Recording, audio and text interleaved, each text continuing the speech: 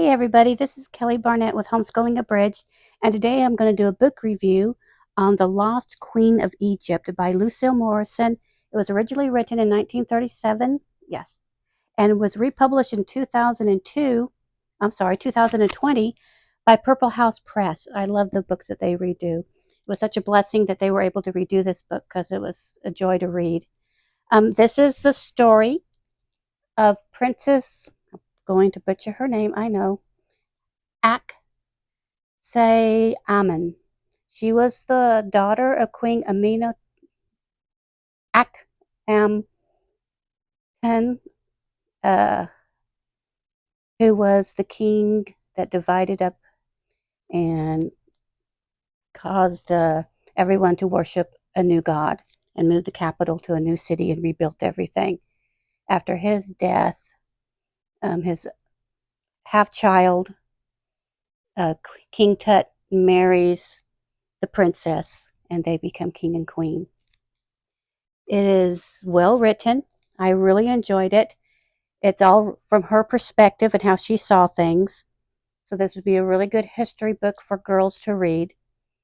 And she went through a lot. The author painted a lovely word picture of what daily life was like, not only in the palace, but what the people at daily was living like. And they showed the poorer areas and stuff that she ended up having to go into, and described how their daily life was. You learn about the daily life of the boat people. They hardly ever got off the boats. They spent their whole life on the Nile, which I thought was quite interesting. These weren't just difficult names to pronounce, so they were, but they became living, breathing people. You felt for them, that they were stuck in this time of history that was unfolding around them, these two kids, they were 16 and 17 when they became, king and queen. And they had no control of their lives. It was all just the politics and the drama and stuff around him. And she did an excellent job. And I can see why Purple House Press chose this book as one of theirs to redo. And I'm so thankful that they did, so that generations of people can be able to read and have history come alive to them. I highly recommend this. It has a lovely cover, as you see. The hardcover itself is pretty.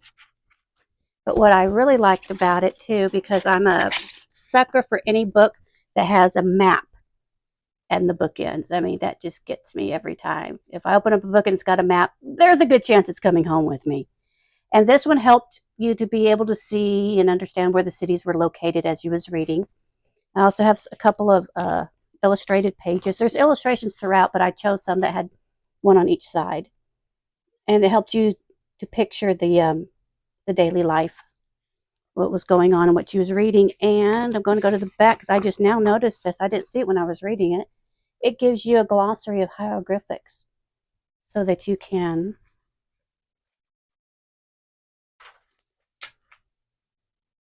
see what's on the pictures and stuff like that they draw and understand what it is, which is cool. I'm going to go back and look at some of it now that I just saw that.